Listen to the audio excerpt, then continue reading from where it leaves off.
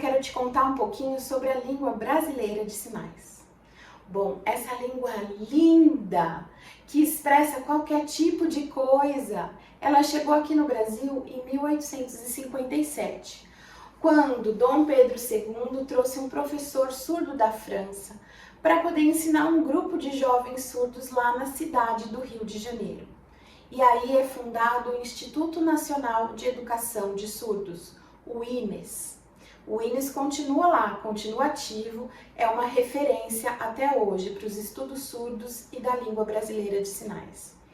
Essa língua, quando chega ao Brasil, ela chega como língua francesa de sinais.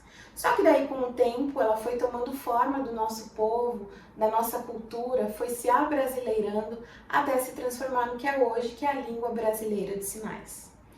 A língua de sinais aqui no Brasil, ela foi reconhecida como língua, né? Então a Libras foi reconhecida como língua e também como meio de comunicação da comunidade surda no ano de 2002 por meio da Lei 10.436. Essa lei foi extremamente importante para a visibilidade e difusão da língua brasileira de sinais. Bom, uma coisa eu preciso te dizer que é super importante de você saber.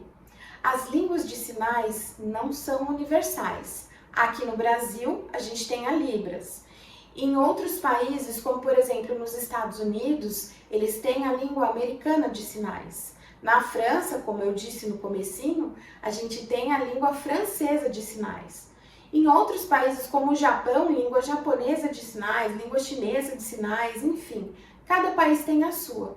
Por isso, aquilo que você aprende comigo aqui é um pouquinho da língua brasileira de sinais. Então, não significa que você vai conseguir conversar com alguma outra pessoa de outro país que fale outra língua de sinais. Então, ela não é universal. As línguas de sinais têm parâmetros para que os sinais aconteçam. Eles são 5. A gente tem configuração de mão, que é a forma que a minha mão fica na hora de fazer o sinal. Por exemplo, o sinal de conhecer, que é esse aqui, eu preciso da configuração do número 4. Isso quer dizer que se eu fizer em 3, se eu fizer em 2, se eu fizer em 1, não tá certo. Eu preciso que a configuração seja do 4. A forma da mão precisa ser essa, na hora de fazer o sinal. O segundo parâmetro é o ponto de articulação, quer dizer, onde eu vou colocar essa mão na hora de fazer o sinal. No caso do sinal de conhecer, é no queixo. Tem outros pontos de articulação que estão espalhados aqui por essa parte que você está vendo aqui no vídeo, tá? É do tórax para cima. Por quê? Você já viu aquela janelinha que tem o intérprete de Libras dentro quando você assiste, por exemplo, a televisão? Pois é, os sinais são configurados todos naquele espaço. Ou o espaço em volta do intérprete ou ainda ancorado nessas partes que você consegue ver naquela janelinha do corpo dele. Bom, o ponto de articulação, portanto, onde você coloca essa mão na hora de fazer o sinal, que aqui no caso do conhecer é no queixo. Depois a gente tem o terceiro parâmetro, que é o movimento. Alguns sinais têm movimento, outros sinais não têm. No caso do conhecer, a gente tem um movimento batendo para frente e para trás aqui no queixo. O quarto parâmetro é a orientação espacial. Significa para que lado está voltada a sua mão. Se para cima, para baixo, para a esquerda, para a direita, para trás ou para frente.